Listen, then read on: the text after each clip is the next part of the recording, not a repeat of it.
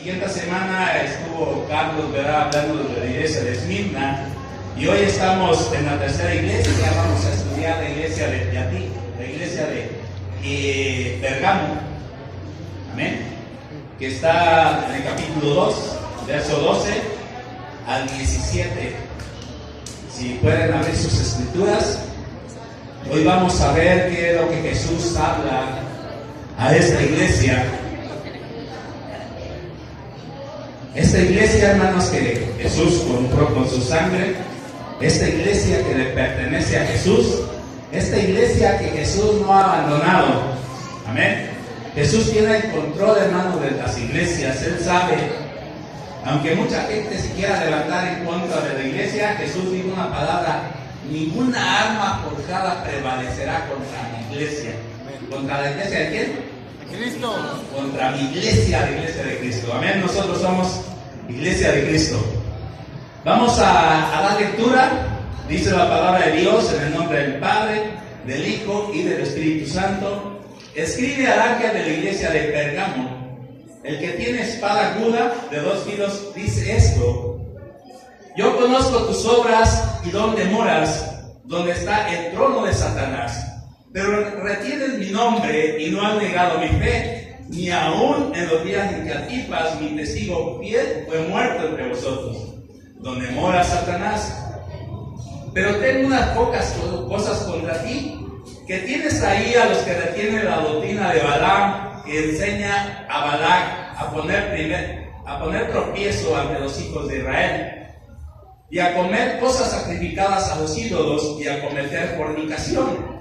Y también tienes a los que retienen la doctrina de los Nicolaitas, la que yo aborrezco.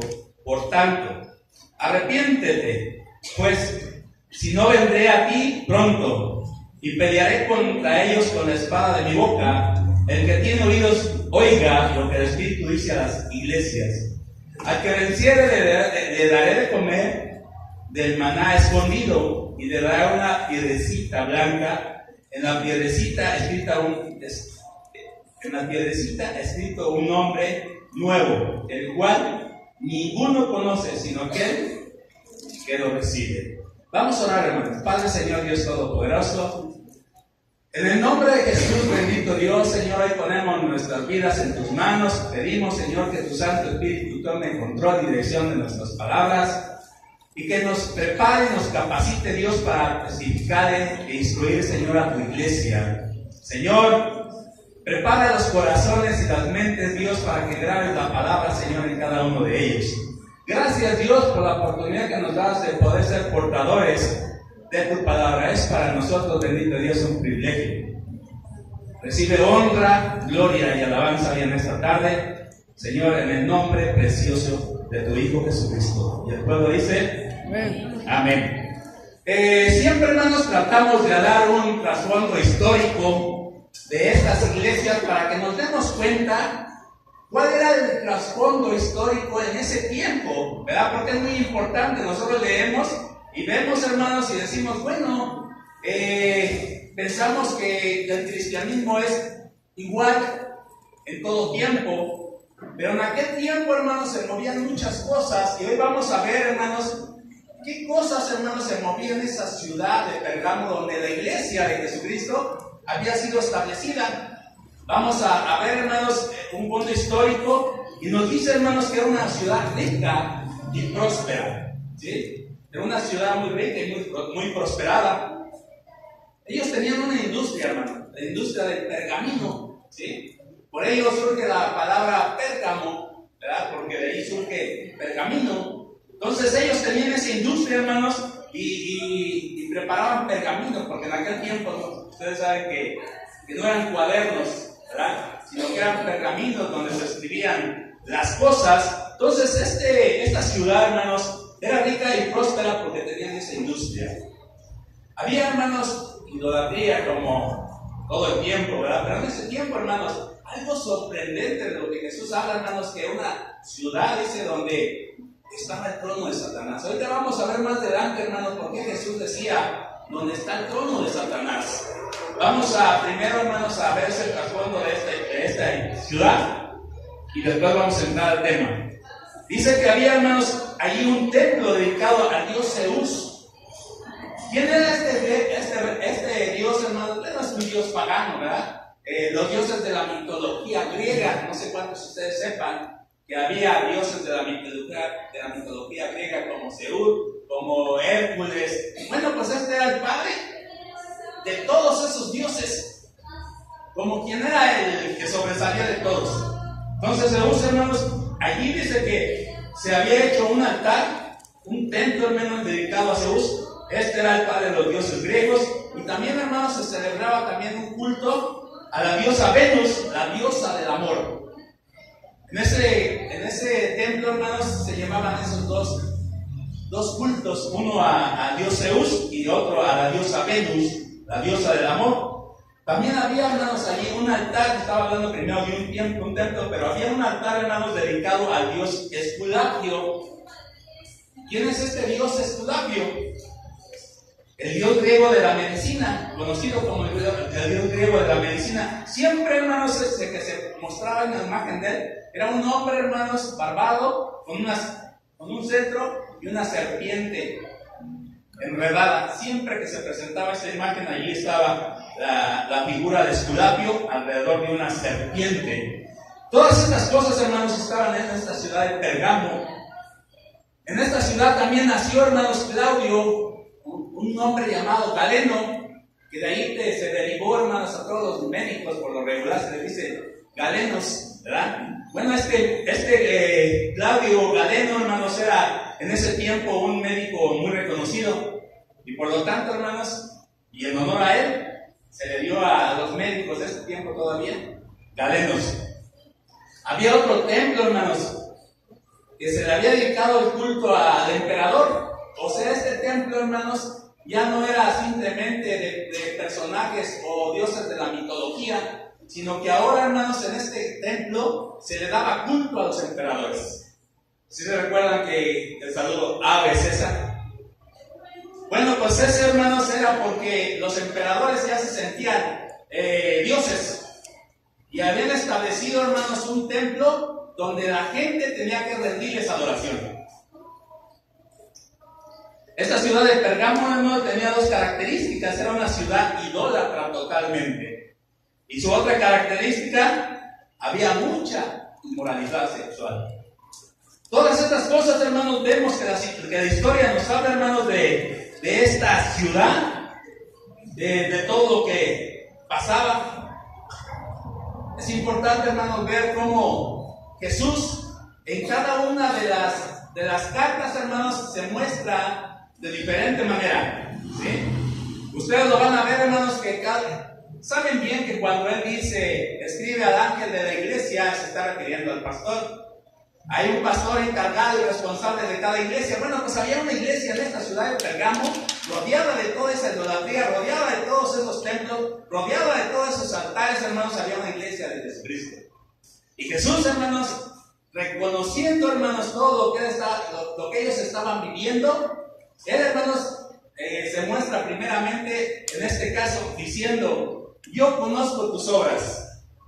Amén. Es una frase, hermanos, que por lo regular la vas a encontrar en cada una de las iglesias. O sea, que Jesús está mostrando, hermanos, como quien tiene el control, hermanos, y como quien no se ha olvidado de nada de lo que acontece en su iglesia, sino que Él conoce las obras de cada uno, hermanos, de las iglesias de ese tiempo. Y yo creo, hermanos, que Dios tiene control aún en este tiempo de todas las iglesias, y Él conoce las obras de cada uno de nosotros. Pero no solamente, hermanos, le dice que Él conoce sus obras, sino que en este caso, ahora esta iglesia de Pergamo le dice: y yo conozco dónde vives. O sea, Jesús está mostrando, hermanos, que Él sabe en qué lugar ellos están.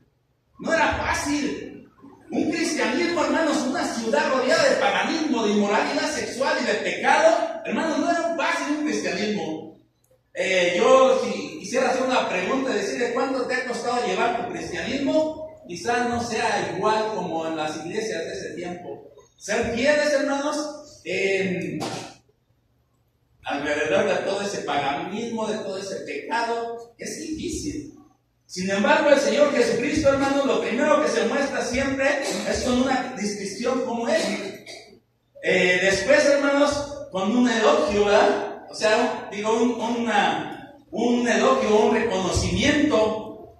3, una confrontación o un arrepentimiento a la corrección. 4, finalmente, con una promesa. Vamos a ir viendo cada una de estas partes.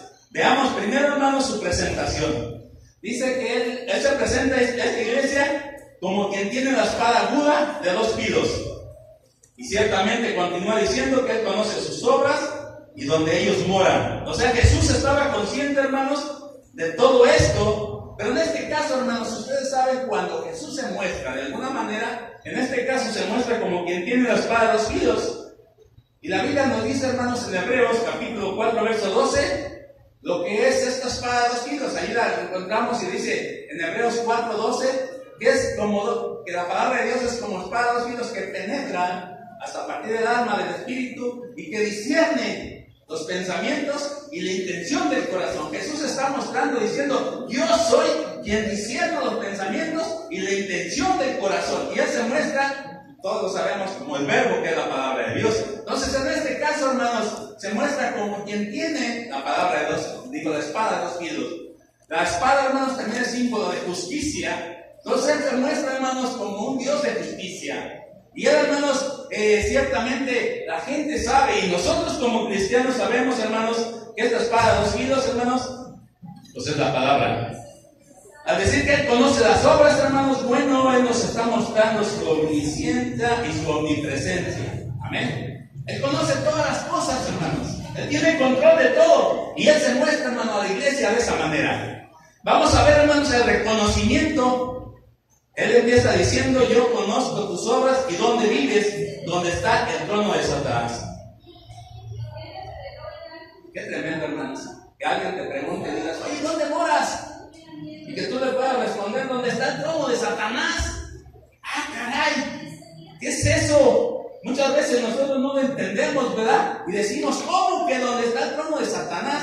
¿Por qué, hermanos? Vamos a ir viendo, hermanos, por qué es que Jesús estaba diciendo que donde está el trono de Satanás. E imagínate, hermanos, Satanás puede entronizarse en diferentes partes, donde se ve culto, hermanos. Hay ciudades aún en este tiempo, ciudades totalmente paganas, idólatras, y se puede decir, hermanos, que ahí está entronizado Satanás. Podemos decir, hermanos, que, por decir aquí 3 ciudades, hermanos, la Ciudad de México, donde Satanás está entronado, hermanos, por una deidad tan fuerte como ustedes ya saben quién es, llamada Guadalupe, o como San Juan de los Lagos, una ciudad pequeña, un ranchito, y sin embargo, hermanos, una deidad tan fuerte donde podríamos decir que también ahí está el trono de Satanás.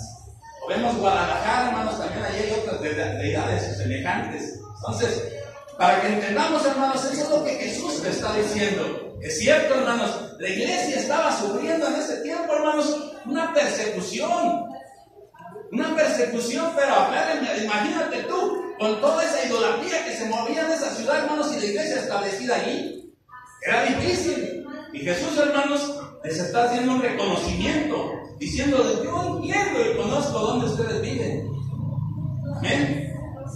Él les está diciendo que es una situación difícil la que ellos están pasando.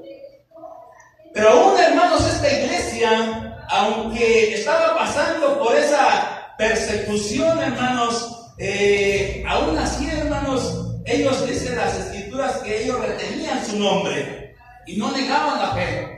O sea que aunque había tanta idolatría e inmoral sexual, hermanos, ellos seguían reteniendo el nombre de Jesucristo y seguían conservando su fe. Y Jesús les hace una declaración diciendo: ni aún en los días en que Antipas, mi testigo fiel, fue muerto. O sea que ni aún en ese momento, hermanos, aunque no sé si era, hermanos, a lo mejor el pastor, no sé, hermanos, si era un congregante, pero aún era un testigo, hermanos, un testigo fiel. Jesús testifica de él, un hombre llamado Antipas. donde dice, hermanos, que esto provocó un escándalo en medio de la ciudad, hermanos, porque un hombre, la palabra de Antipas, hermanos, significa contra todo. Un hombre, hermano, que se opuso contra la idolatría. Un hombre que se opuso contra la inmoralidad sexual. Un hombre, hermano, que era fiel a la palabra y al mandamiento de Jesucristo. Y este hombre, hermanos, dice que fue el mártir, lo mataron por causa del evangelio de Jesucristo. Y toda la ciudad, hermanos, se enteró. Y aún así, hermanos, la iglesia permanecía, hermanos, firme, fiel a Dios. Aún aunque ellos habían perdido, hermanos, un congregante y habían sido testigos de la muerte de Antipas, aún así, hermanos, ellos permanecían fiel, aunque había ya habido muertos ahí. Como dice la tradición, hermanos, la muerte de Antipas, dice, hermanos, que su muerte no fue por no inclinarse al rey Esculapio, o por no inclinarse al rey Zeus, o a la diosa Venus, sino que su muerte fue, hermanos, porque él se opuso a la adoración al emperador. ¿Y sabes qué le mandó a hacer el emperador, hermanos? Dice la tradición que lo metieron en un becerro de metal, llámese de bronce, y dice que lo calentaron, hermanos, hasta que salió a él muerto totalmente. O sea, Antipas, hermanos, se opuso de la adoración a César. Adora a César y eres libre, porque eso era lo que en ese tiempo, hermanos, se declaraba. Si tú das culto y rendimiento a César, tú eres libre. Pero Antipas, que se opone a todo, se opuso a la adoración, hermanos, a este emperador, y por lo tanto vino la sentencia de muerte. Y él fue muerto, hermanos, de esa manera. Esa es la tradición, que lo metieron a un becerro, hermanos, de bronce, y ahí lo calentaron hasta que este hombre murió. Vemos, hermanos, que Jesús está reconociendo, hermanos, pero ahora, hermanos, hay un problema en esta iglesia. Un problema, hermanos, donde hoy yo creo que la iglesia de Jesucristo está siendo todavía más contaminada, que es, hermanos, la introducción de falsas doctrinas. A mí me preocupa, hermanos, la condición que hoy la iglesia de Jesucristo está permitiendo tanta introducción de doctrinas paganas y extrañas, hermanos. Es sorprendente. Jesús ahora, hermanos, los confronta. Ya les hizo un reconocimiento diciendo, ok, ustedes fueron fieles, aún en contra de toda esa idolatría, de toda esa inmoralidad sexual. Pero fíjense, hermanos, lo que no pudo hacer, hermanos, todo ese paganismo, toda esa idolatría, la falsa doctrina, hermanos, es algo tremendo que puede desviar a la iglesia de Jesucristo.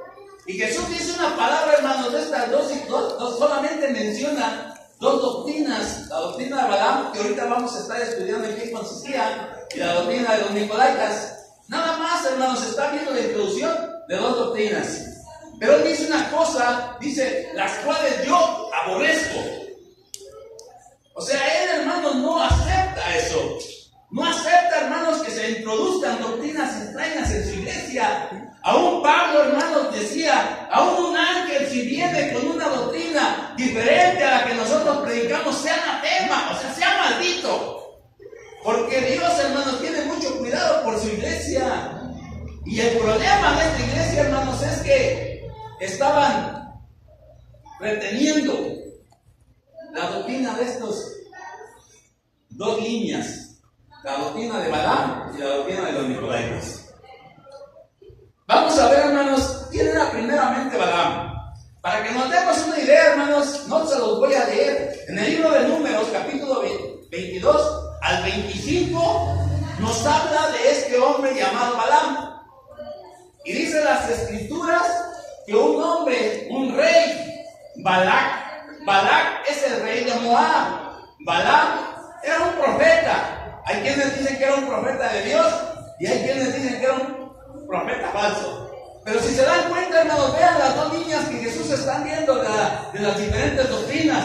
Las doctrinas pueden venir de parte de un falso profeta o de parte de un falso maestro. Y vean, hermanos, que la La doctrina de los nicolaítas viene por un falso maestro llamado Nicolás. Viene por una línea de maestro.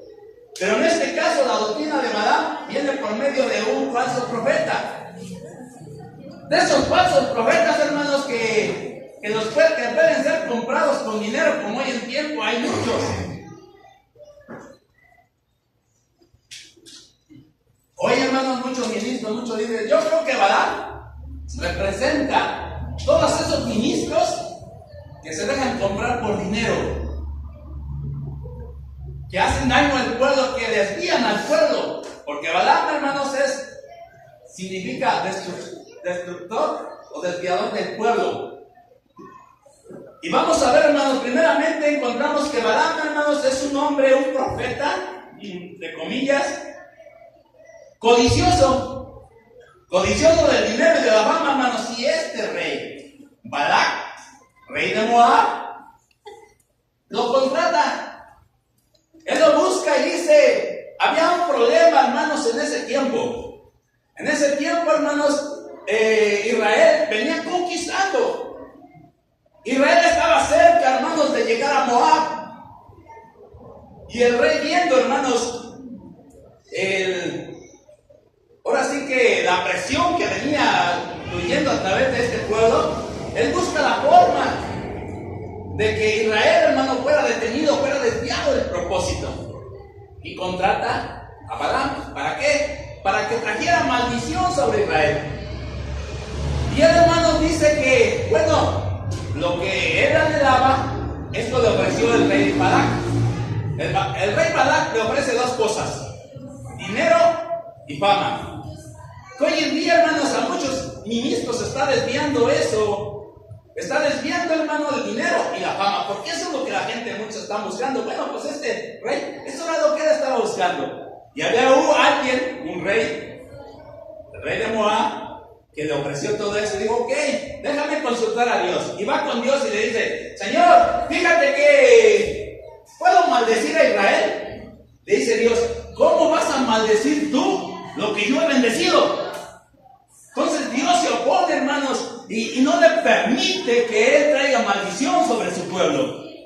Pero por amor al dinero, hermanos, persevera y nuevamente, hermanos, va y se presenta delante de Dios. Bueno, ustedes, hermanos, ya conocen la historia de la burra, ¿no? La burra de Balaam. Cuando hablamos de Balaam, vemos la burra. Bueno, dice que este hombre, hermanos, va sobre ese camino y dice que la burra, hermanos, se empieza a discar y a no querer pasar, ¿verdad? Porque había una oposición. No sabía por qué. Pero el ángel de Jehová, hermanos, el burro tenía más discernimiento que Balaam, aunque era un profeta de Dios. Y un profeta se mueve por visión, y este profeta no tenía visión de Dios. Mira que el burro, hermanos, tenía mejor visión que él, porque el burro estaba viendo, hermanos, delante de él al ángel de Jehová que le estaba poniendo el paso, y lo golpeaba y lo golpeaba otra vez para que caminara. Y el burro, hermano, no quería caminar. 3 veces lo golpeó y el burro le dijo, bueno, ¿por qué me estás golpeando tú? Ya van 3 veces que me golpeas. Imagínate un burro hablándote.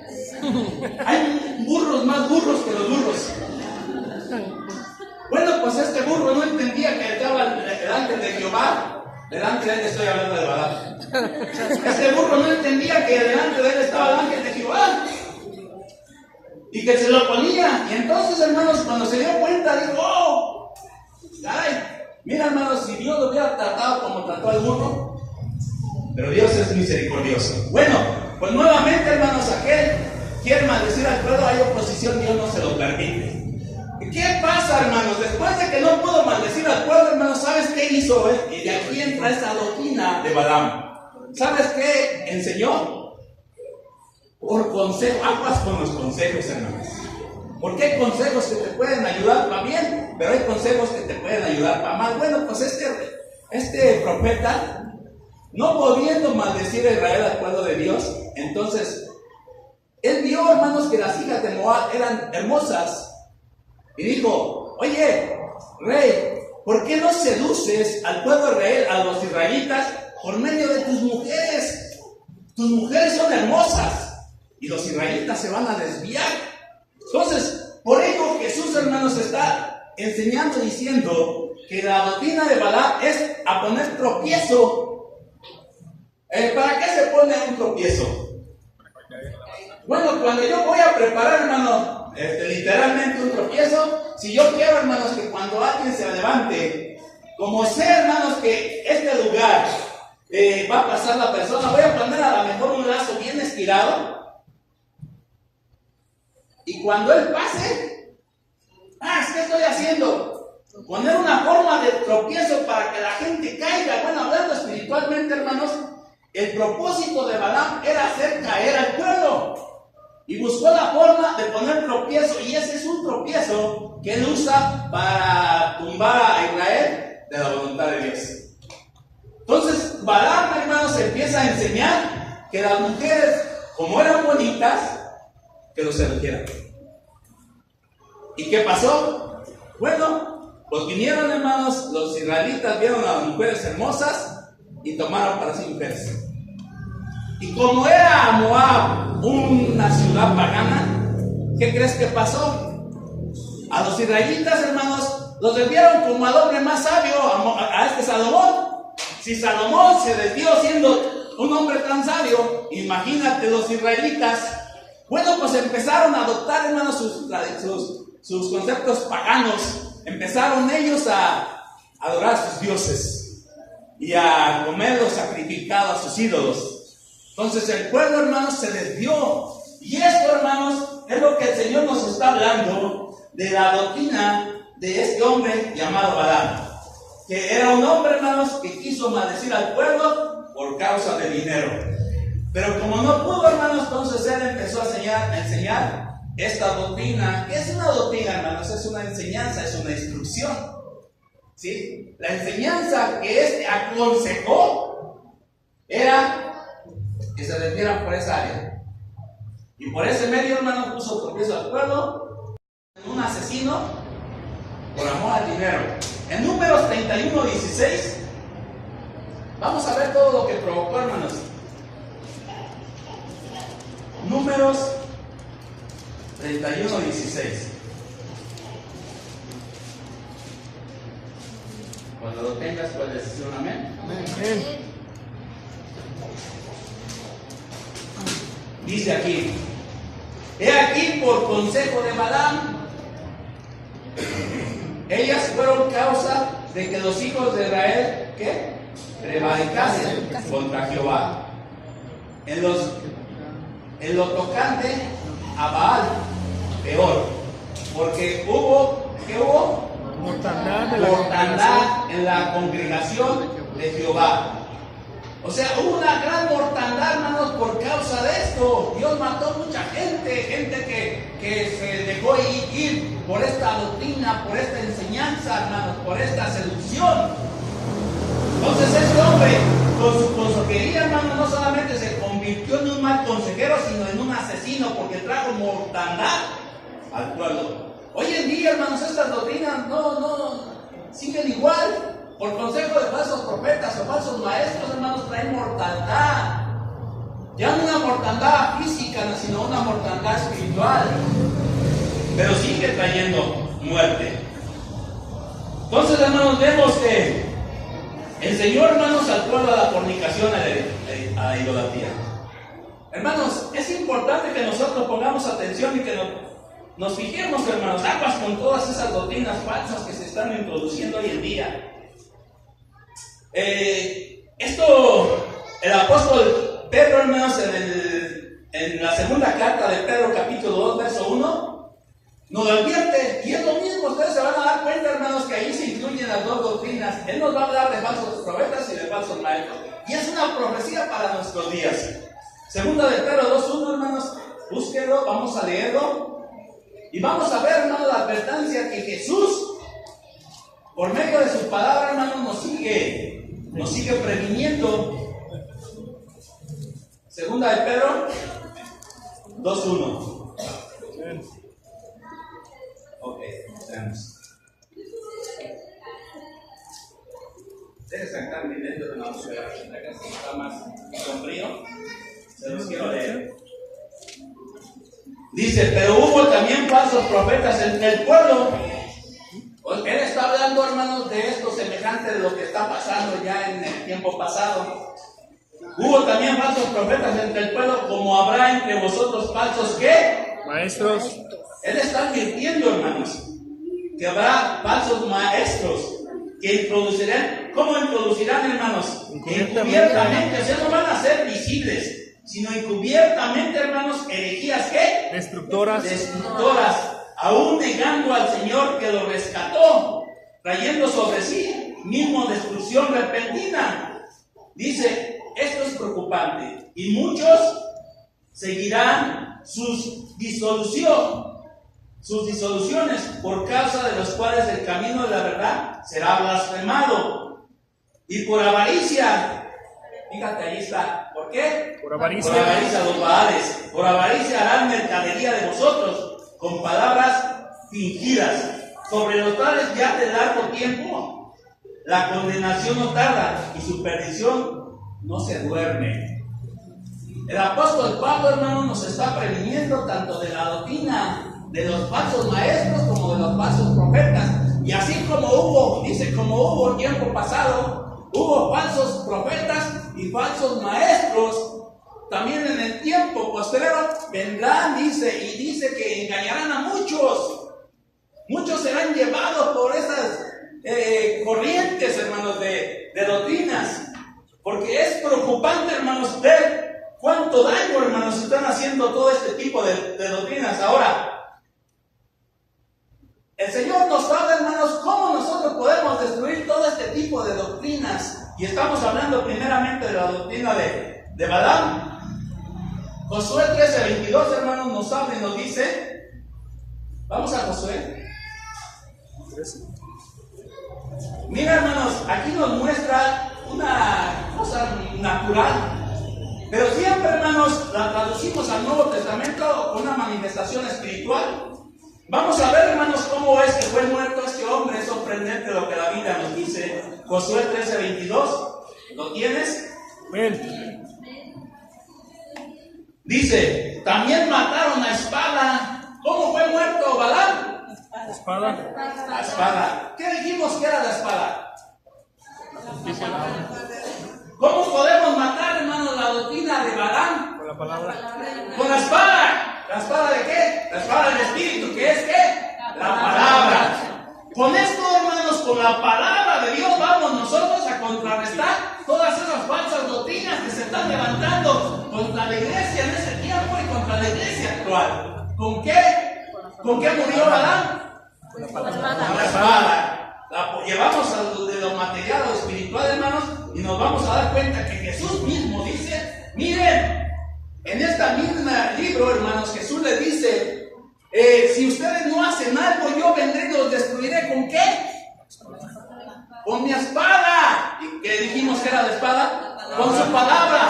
La palabra de Dios mata, hermano, toda idolatría que se opone y que va en contra de la palabra de Dios. Pero para ello nosotros tenemos que prepararnos y conocer nuestra fe, conocer nuestra doctrina, saber, hermanos, cuál es nuestra fe. Por ello estamos preocupados en enseñar doctrina, porque cuando tú conoces doctrina verdadera, hermanos, lo falso no te va a engañar. Yo les he dicho, hermanos, que a un banquero lo primero que le enseñan es a reconocer lo falso, a reconocer primero lo verdadero. Cuando una persona reconoce lo verdadero, hermanos, y le pones un papel, el momento que siente el papel dice, esto es falso. Una persona, un verdadero cristiano, hermanos, conoce su fe, la fe verdadera, conoce la doctrina de los apóstoles, y entonces cuando alguien viene, hermanos, con una falsa doctrina como la doctrina de Balaam, entonces él con la espada del Espíritu mata aquella doctrina. Amén. Entonces, hermanos, nosotros, Dios nos está mostrando, qué sorprendente que Balaam haya muerto a mano de espada.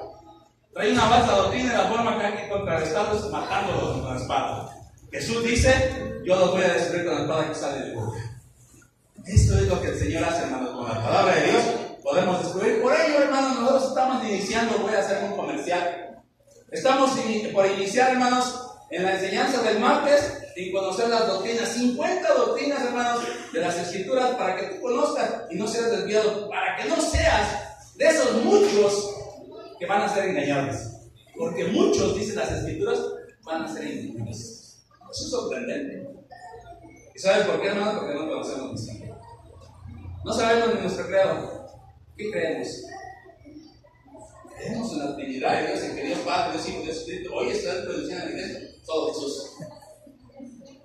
Y nosotros, hermanos, ¿qué está pasando? Solamente, ¿cómo contrarrestamos, hermano, eso de que, espérate? La Biblia dice que Dios es Padre, Dios Hijo, Dios Espíritu Santo. La Biblia nos muestra la Trinidad de Dios, aunque la palabra Trinidad, hermano, no aparece en la Biblia, pero por medio de la Escritura se muestra como tal. Pero nosotros tenemos que conocer la fe. Por ello, os invitamos, hermanos, a que se vengan también el día viernes. Estamos enseñando, hermanos, también sobre la doctrina. Es importante que en este tiempo, hermanos, nosotros conozcamos la doctrina, porque muchos maestros se amontonarán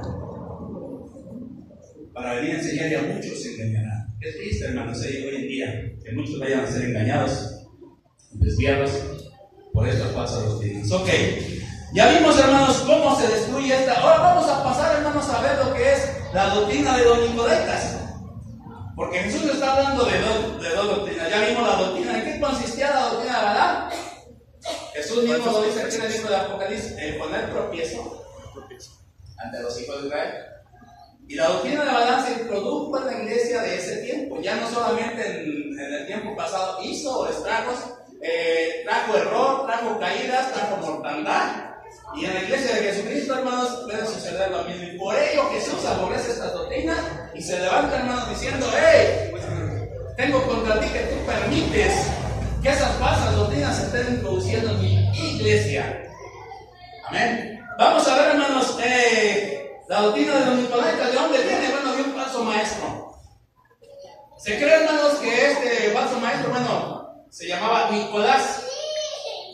Hay quienes piensan, hermanos, que era uno de los 7 quieres, pero no podemos decir nosotros que sea verdadero. Es solamente una palabra que la gente puede decir, ¿verdad? Pero la Biblia no nos habla, y por lo tanto, hermanos, pues nosotros nos reservamos para no hablar de idolatría.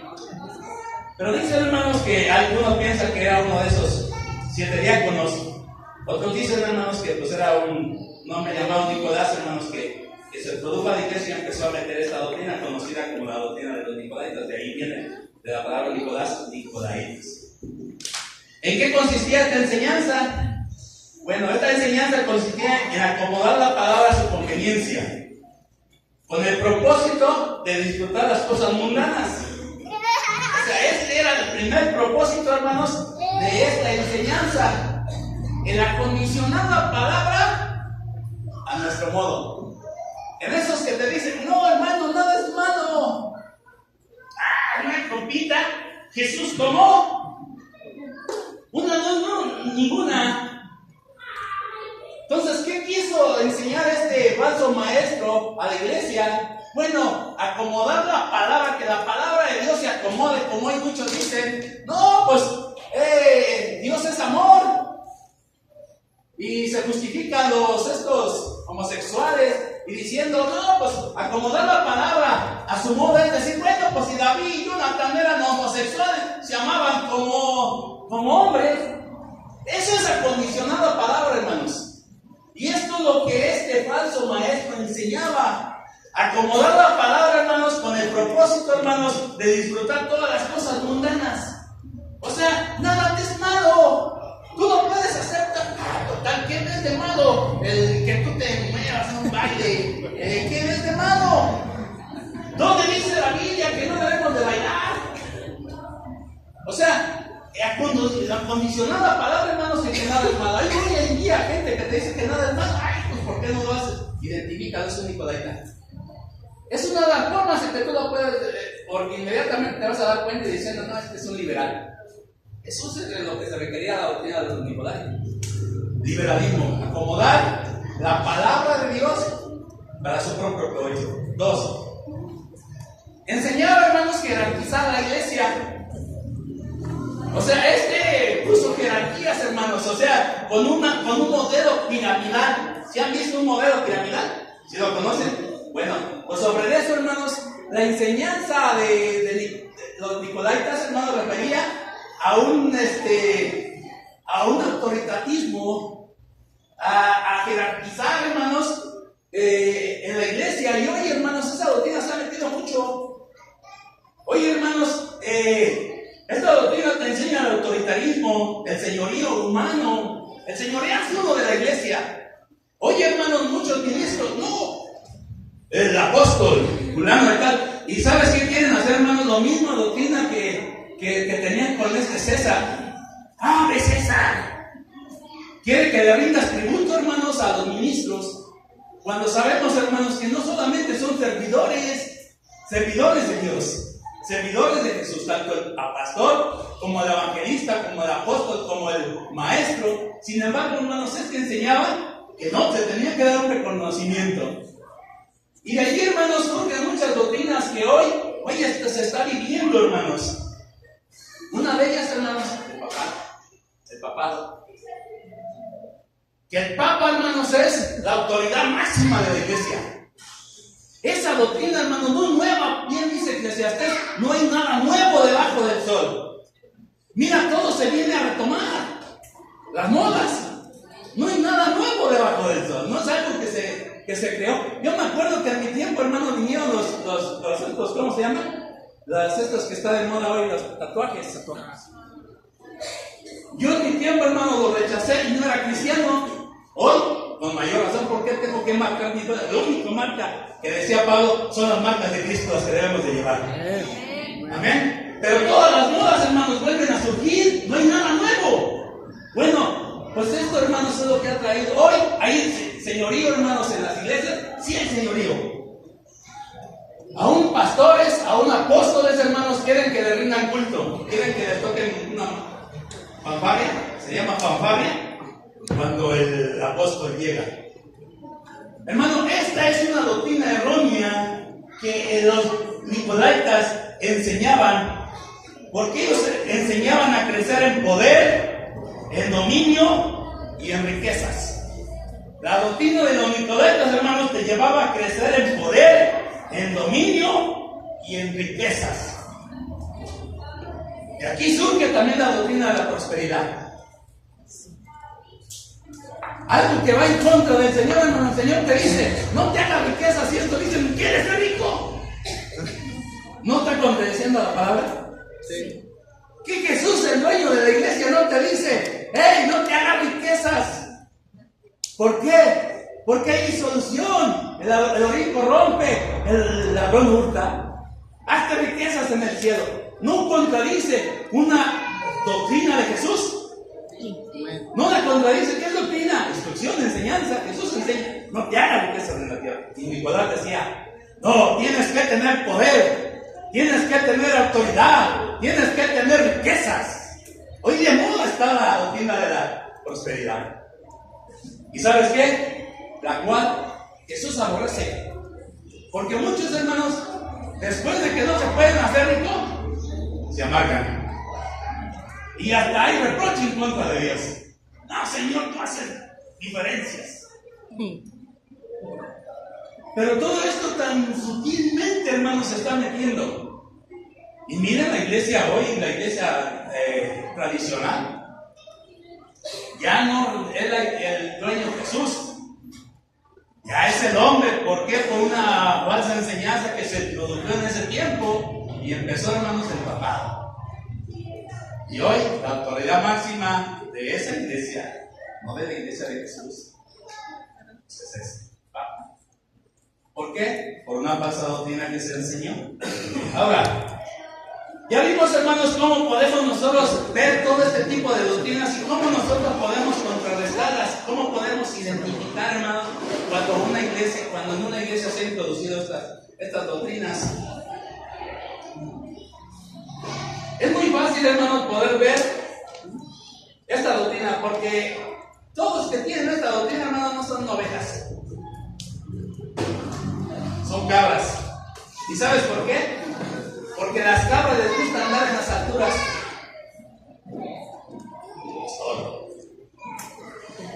Apóstol, el profeta. Inmediatamente vas a identificar, hermanos, es un nicolaita. ¿Por qué? Porque aprendió autoritarismo. ¿Qué dijo Jesús? La enseñanza de Jesús, ¿qué dijo? Aprender de mí que soy ¿qué? Manso Y humilde. Ah, ¿ves la diferencia? ¿Se ve una diferencia de una doctrina a otra? Donde Él te dice que aprendas a Él. El Dios que Él dice, ustedes me dicen Señor, y lo soy. Bueno, pues si su Señor se humilla a lavar los pies, hermano, y déjame decirte que cuando hacemos lavatorio, el hermano y la hermanita vienen con los pies lavados. En el tiempo de Jesús no era así. En el tiempo de Jesús vemos guarachotes y hermanos, cuando pisaron, la tierra ¿sí has visto la tierra suelta? Que cuando pisas, hermano, se va elevando. Bueno, pues nosotros traíamos unas tecatas, hermano, las patas. Que con un librillo, hermano, bueno, ni con un barril de lavar las patas tenías que usar otro. Y Jesús, siendo el Hijo de Dios, Señor y Rey, dice, si yo hago esto, hermano, ¿qué contrariedad? ¿Qué contrariedad con la enseñanza que hoy se está enseñando? Con la enseñanza de nuestro Señor Jesucristo.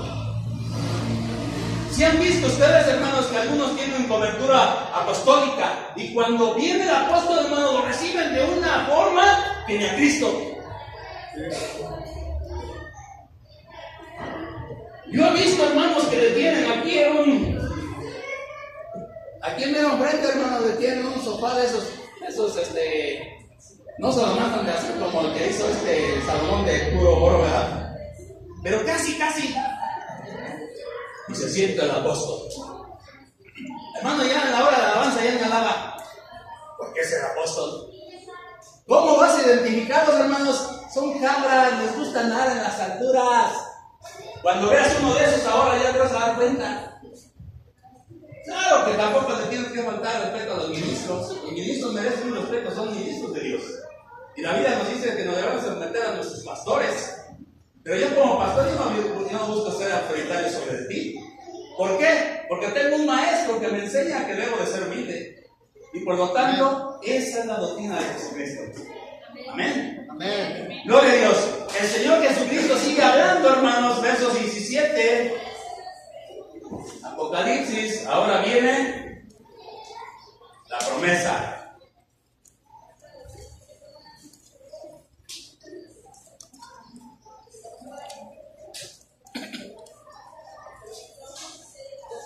¿Ok? 17 dice. Bueno, en 16, hermanos, el llamado al arrepentimiento. Por lo tanto, ¿qué?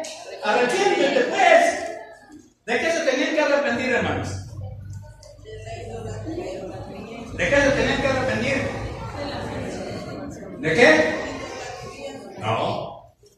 ¿De qué se tenían que arrepentir?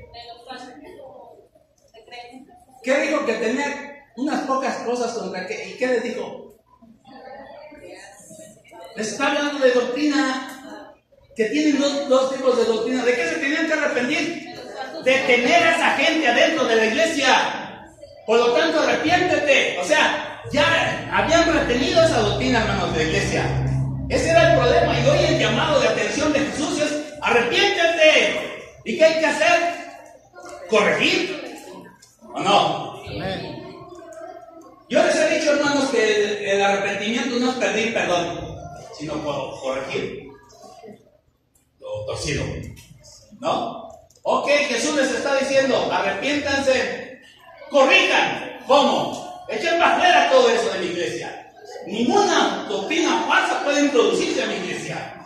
Échala para afuera. A esos que están reteniéndola, aviéntalos para afuera. O que se arrepientan. ¿Sí? Eso es lo que Jesús les está diciendo.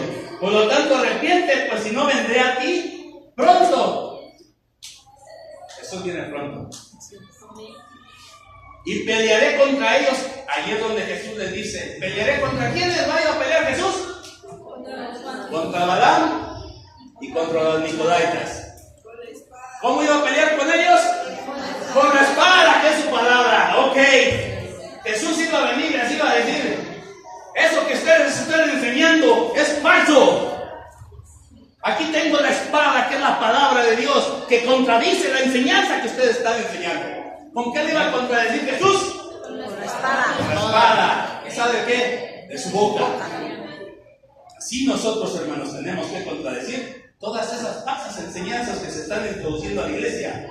Jesús, hermanos, nos da la respuesta y nos sigue diciendo. Dice, el que tiene oídos, oiga lo que el Espíritu dice a las iglesias, al que venciere. Habla siempre de vencer, hermanos. Hay que vencer. Si tú no vences, hermanos, todo eso que Jesús te está diciendo, en este caso la iglesia de Pergamo, no va a entrar. Si tú no vences esas doctrinas, no. Dice Jesús, el que tiene oídos, oiga lo que el Espíritu dice a las iglesias, el que venciere le daré de comer el maná escondido, y le daré una piedrecita blanca, y en la piedrecita escrito un nombre nuevo, el cual ninguno conoce sino aquel que lo recibe. Ahora, ¿qué es este maná escondido? ¿Qué te viene a mente cuando tú escuchas maná? Bien. Antiguo Testamento, pan del cielo, comida de ángeles, el maná que descendió del cielo. Pero hoy tú ya sabes espiritualmente que el maná es ¿quién? Ese maná escondido, ¿quién es? Jesús. Jesús dijo, yo soy el pan de vida. Y entonces al que venciere, Jesús le dará el pan, la comunión de la iglesia con Cristo Jesús permanentemente. Esta es la promesa que Jesús está dando a la iglesia que venciere. Una comunión permanente con Cristo Jesús. Donde Él va a ser tu alimento, el pan de vida.